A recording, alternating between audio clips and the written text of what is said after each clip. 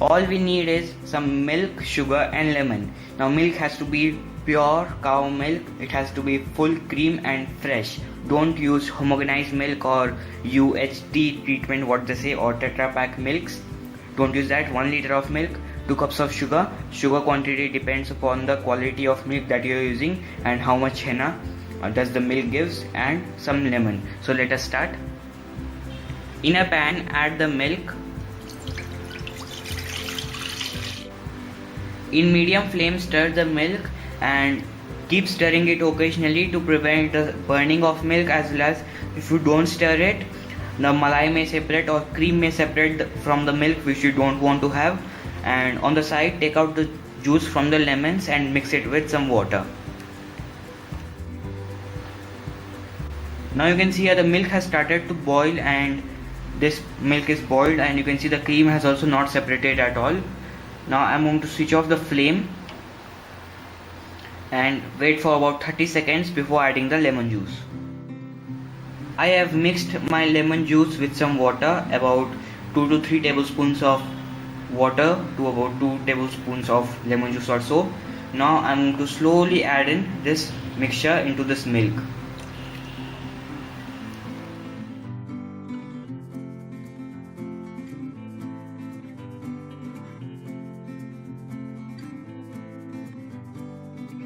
Now you can see the milk has started to curdle. You can see the greenish way is out from the milk. Our henna is ready. Without any further delay, directly strain this. Here I have a colander lined with the cheesecloth. I'm going to add this mixture. Move this henna once or twice like this to remove off all the way out of it. Now add some water. This will not only cool the henna but will also remove off the lemon sourness. Now try to gather the sides and lightly squeeze it. It might be hot, be very careful with it. Okay, some more of the water to clean.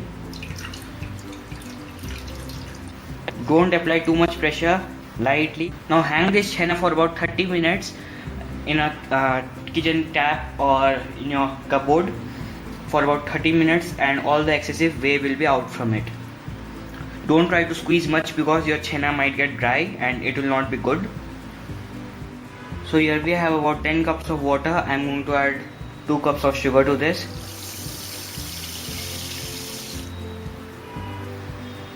You might be thinking that is a lot of sugar syrup in here, but the calculation behind it is that if you have a rasgulla of 1 inch diameter and it will puff up into 2 inches, and then we want another 2 inches for letting it rotate nicely and swim it in sugar syrup nicely. So that is the reason behind getting so much of sugar syrup in here. If you have a smaller cooker, you may use that, and in that you will have to use little less sugar syrup for that. So that is the reason behind it. So let's heat this up and knead our henna. Here we have our henna, which is resting for about 30 minutes. Hanging for about 30 minutes. Here you can see this is neither dry nor moist. This has to be like this. It is moist but not so dry.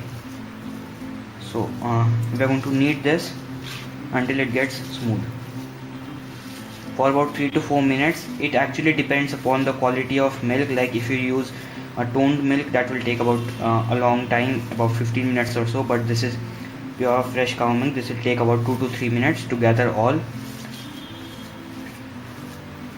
Continue kneading it like this and do like this also in between.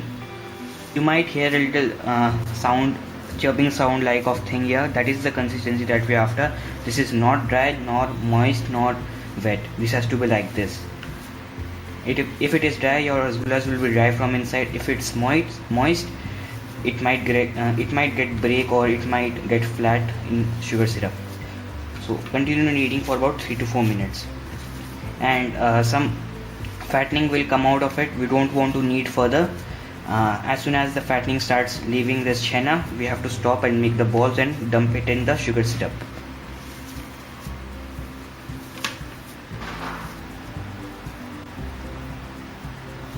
So this has been kneaded well for about 3 to 4 minutes. You can see the consistency. This is not grainy. This is not neither too soft or not too smooth. This has to be like this. I don't want to scare you out from my previous failed attempts, that it all depends upon the kneading process. If you knead it too much, it is going to ruin. If you knead it less, it is going to ruin. So it has to be like this. There should be some pores like this and some graininess, but not too much also. So now let's make smooth balls out of it. So this will make about 8 for me.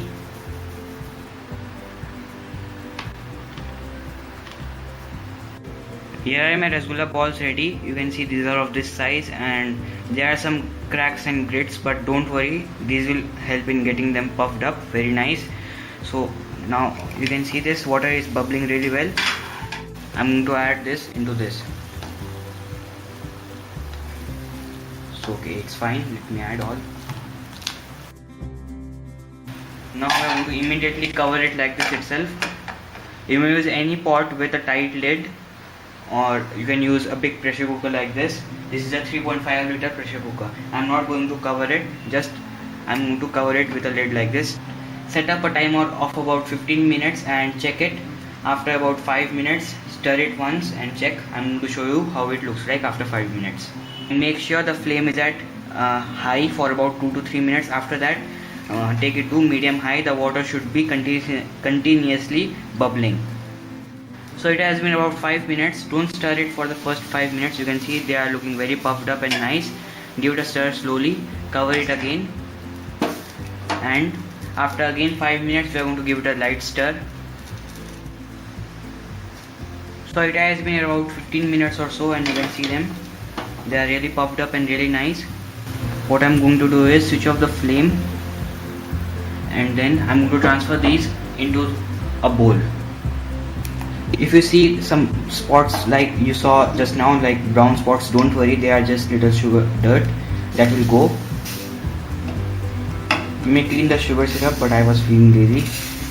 With some milk. So I have added all my rasgullas in here, and if you stir the rasgullas while cooking too much, then your rasgullas might break, like this one has got little bit, but don't worry about that. Now we have to wait for about 6 to 7 hours before serving them.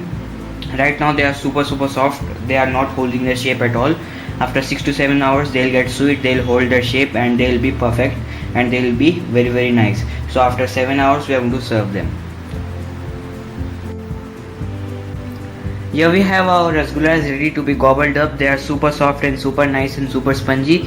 If you are worrying about the leftover sugar syrup that you will get from these rasgullas, don't worry, the next video is for you. How to use leftover sugar syrup of rasgullas, gulab jamuns, pantuas, jalebis and whatsoever. So let's see the sponginess and the juiciness of this. Look at that, it's like a sponge ball, isn't it? So do try this and let me know how it turned out to be. And yes, don't forget to check out our new website cookingshuking.in, and do subscribe for more of Cooking Shuking. Thank you.